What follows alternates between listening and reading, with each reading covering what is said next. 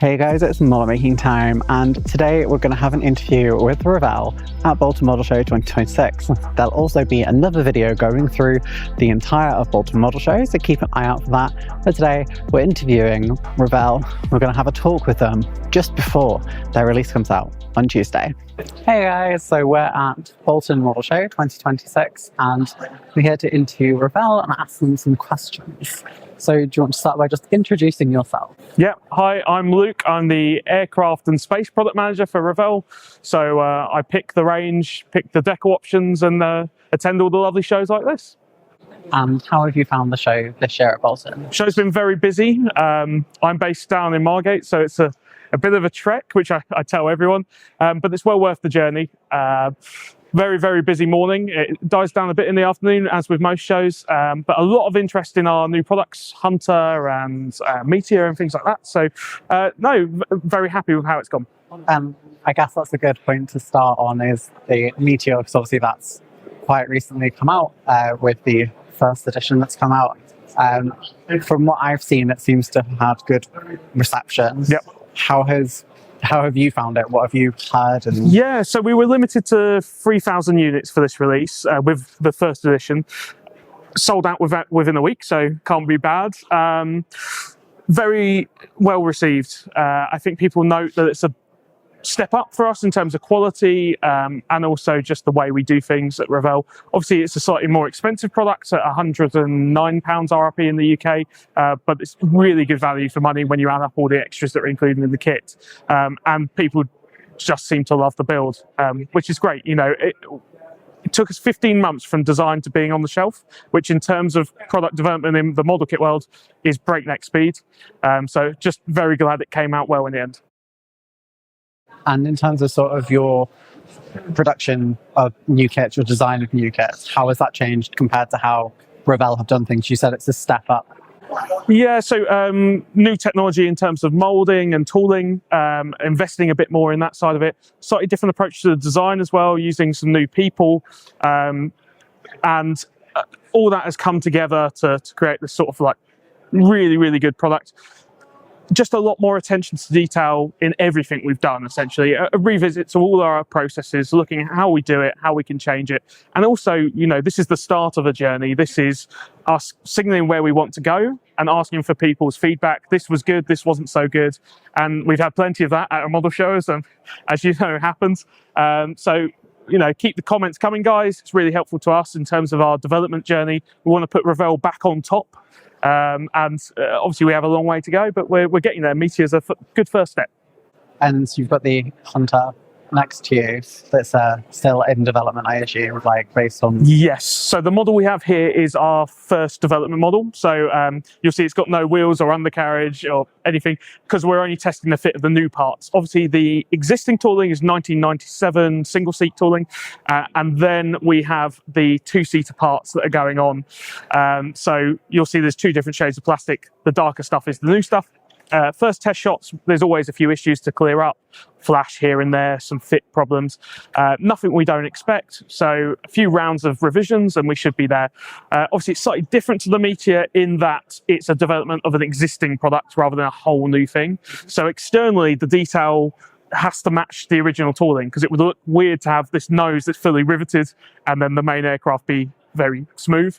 But where we can go to town is the cockpit, which I think we've done really well. So even though that's obviously a development of an existing tool and the Meteor is new, you've shown parts of it. So I know the Meteor, there were parts out well before there was like the full release out, which is different to how other manufacturers do just like an annual release and everything's kept hush-hush until then. Is that like a deliberate choice to be different, or is it? With Meteor, we were sort of, our hands were tied because it had been announced years before and no work had been done. Obviously, when I joined the company, we changed the version to the F8 and we felt it was important to show people stuff was happening, because a year and a half, 2 years of nothing, and people have put pre-orders in and, you know, have put their money where their mouth is. We need to show development and what was happening. So hence why we had here last year, we had 3D prints of the engines and things like that, just to show where it was going.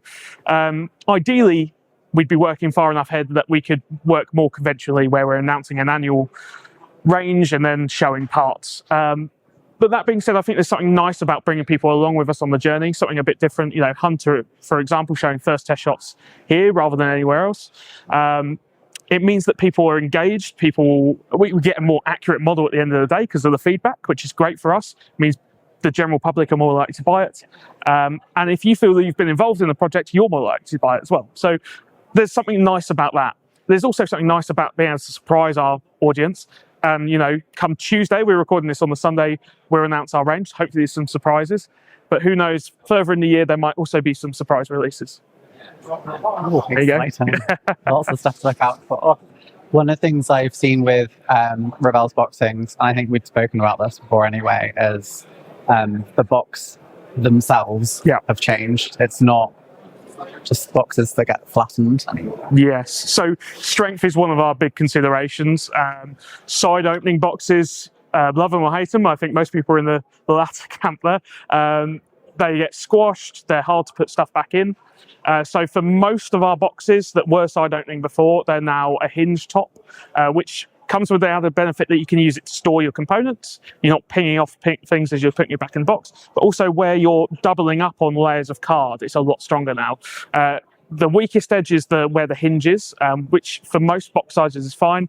The bigger box sizes where it starts to struggle again. So there's still work to be done.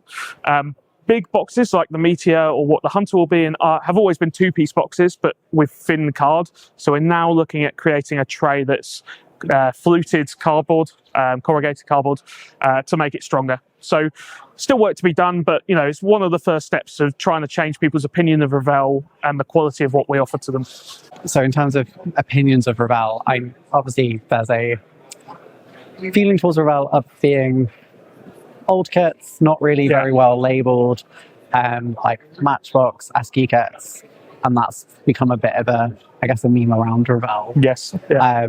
Obviously, it's a very big contrast to the newer releases.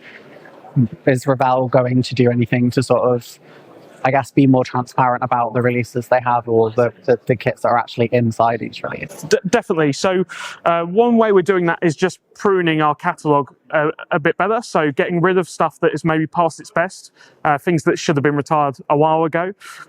So just purely getting rid of them out of the catalogue, retiring the tool.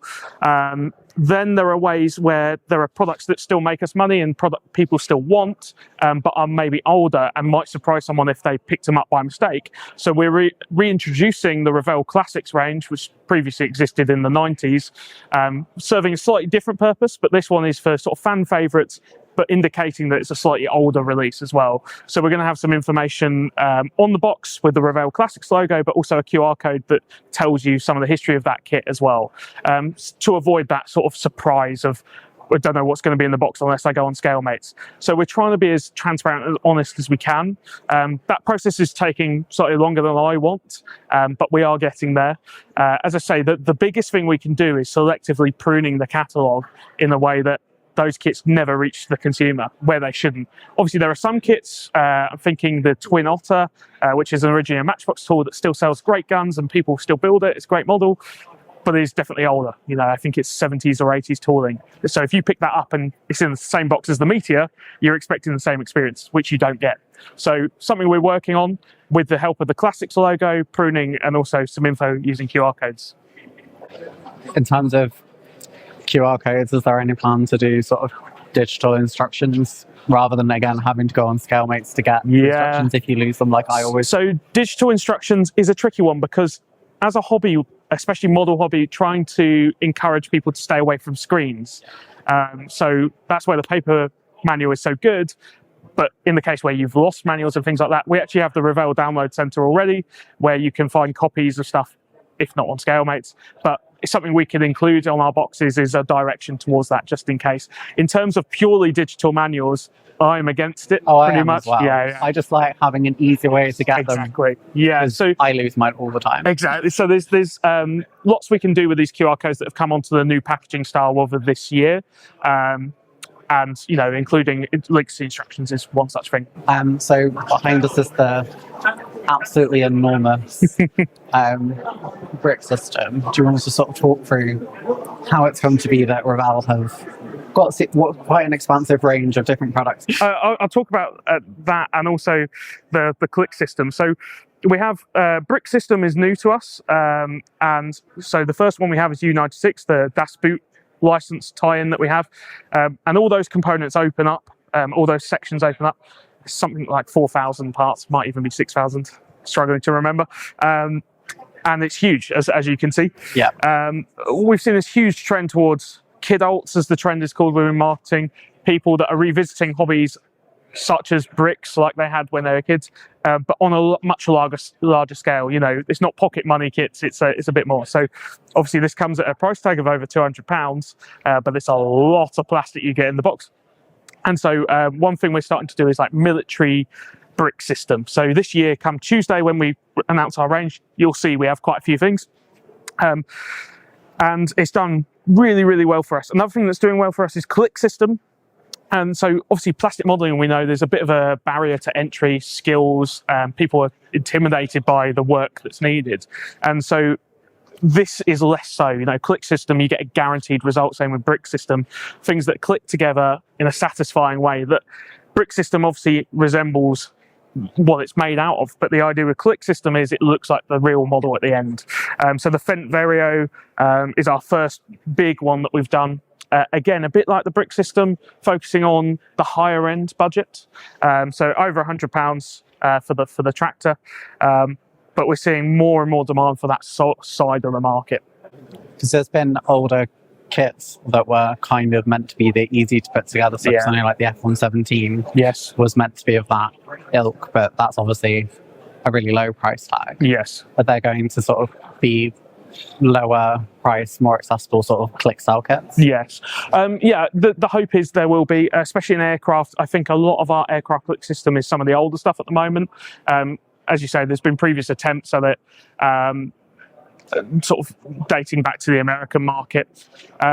We've done it more with vehicles more recently, and the only aircraft one we've done is the 109 G6, which is not £10-20, it's more £50-60. So it's something we're looking at doing, because it's such a growing market at the moment. It's doing really well for us. So obviously, as with models, we want a range. We want something where you can get in at £9.99 and something all the way up to £200. So yeah. You've also got a lot of collaborations, like brand stuff. There's been like Stranger Things Revell releases.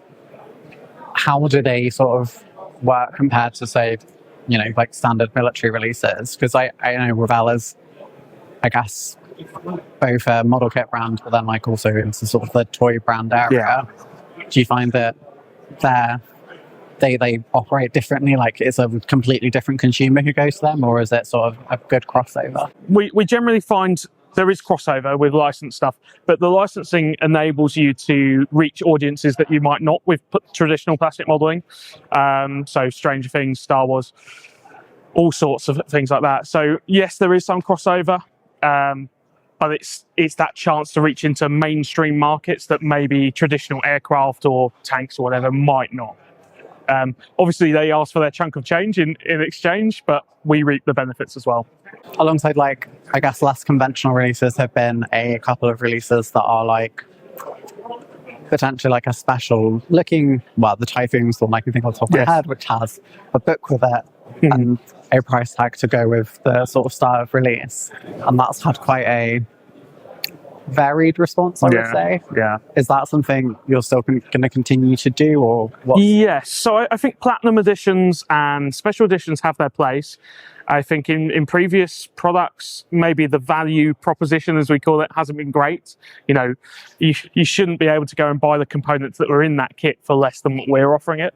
You know, you should get a saving from us for being able to buy it, or have some sort of exclusivity with it. So Meteor, I think, is a good example of that done right. It's a really good price tag, makes the kit attractive in itself. So, as I say, I think they have their place. We will continue to do them, but it's just getting that proposition right, that pricing, giving value to the consumers. Yeah, we can deliver some really cool things, but we can't charge the earth for it, you know.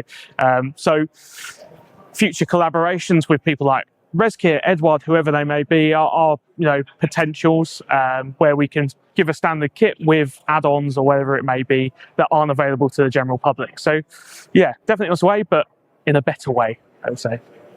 And one of the other releases, I guess, from Revell that I've seen to have really good response from has been the F35 that came out last year. Yes. Obviously, the F35 is relatively popular, not just with modelers, but in terms of manufacturers releasing it. How do you manage to stand out in a sea of very similar? Yeah.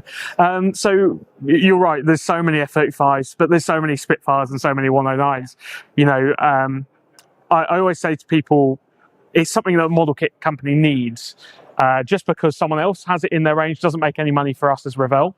So F35, when it came to that challenge, we'd already had loads of 7-second F35s on the market. How can we differentiate ourselves is through extra components. So we have quite a significant weapons frame. We have a pilot ladder that you can open, a pilot figure, FOD covers. So adding little things like that and trying to communicate it better to the audience is something you can do. But, you know, and also marking options. There's all sorts of ways you can differentiate yourselves. But at the end of the day, it's the same model or the same type of model as anyone else's F35. It's just something we need in the range. For us, obviously, we have German markings because that's our home market. And we're quite happy to know that the RAF are taking on the F35A because it means we can get a British boxing out of it soon and hopefully make some money that way. But yeah, so by adding extra parts in and just make it ever so slightly different is how you can sort of stand out with that model. I've been really impressed over the years with the special markings that Revell have done. Yeah. Like on the Tornado, which I'm extremely better is not in 70-second because that's obviously what I mainly do. Because you've done such a good job in releasing things that I don't think really anyone else does. Yeah. Obviously, especially for the German market, there's been a lot of like really pretty Typhoons. Yeah. And this isn't even really a question. It's just I really love seeing them come about. I think they're really cool. Yeah, it's, you know, one of our specialties is special schemes. One thing that I'm trying to do is not get rid of special schemes at all, but change how we do them slightly. So doing really special schemes when they come out, but also doing the standard jet within the same marking options, because a lot of people say there's only one Tornado that we're offering at the time in 48. They want to do a standard squadron jet. So it takes us very little space on the sheet and very little cost for us to add those decals in. So I think the Tornado doesn't have it, but Moggy, the recent Typhoon, and the 30-second Lynx, they both have standard squadron jets as options, just because we're trying to cater to both ends of the market. It used to be whenever a German scheme came out, right, let's do it straight away. But the Germans are bringing out more and more special schemes. We'd just be forever doing special decals. So we have to be quite selective in what we choose. But yeah, I love them as well. They're a bit of a headache when it comes to organising the projects though. They do stand out though. And like I say, with like the Tornado and the Typhoon you've got on there, they just look so different in what can often be just a very grey stamp. Especially on modern jets, yeah, very grey. Yeah. Well, I thank you so much for like spending time talking to us today. I'm very excited to see the product launch for this year and hopefully the surprises over the course of the year. So thank you so much. Thank you. Thank you again. Thank you. Bye. Thanks for joining me on this interview with Revell. Well, while the hair might be getting in my face out here, it was much warmer and lovelier inside the show. So make sure to go check out my full video looking at the show as well. And, well, make sure you're subscribed to the channel too. It really helps, well, help the channel and also means you'll be kept up to date with the latest and greatest videos. If you want to support me more, and that includes attending shows, buying kits, you can become a channel member too. Just hit the join button down below. There's 2 tiers. Advanced kits get shouted out at the end of each video. Well, that's it for me, and I'll see you in the next video. Bye! Thank you to all of my channel members, and thanks to some incredible donations. We've got a lot of Advanced Kit Love members, so let's get through them.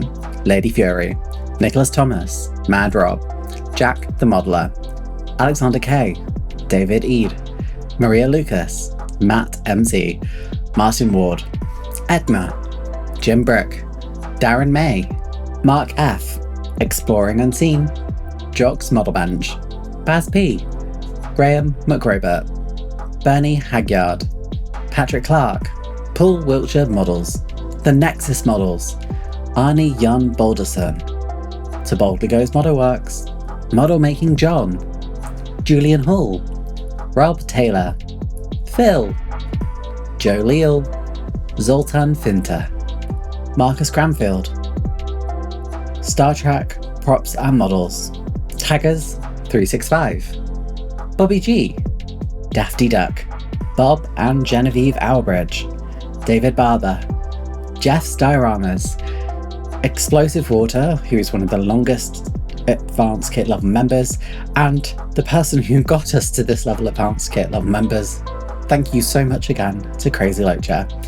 And to all my starter kits, my love goes out to you too. Thank you for supporting the channel. And if you like what you've seen here today, make sure to subscribe to the channel to be kept up to date with my latest and greatest videos. And there's a recommended video here just for you. Have a good day wherever you are. Love you. Bye.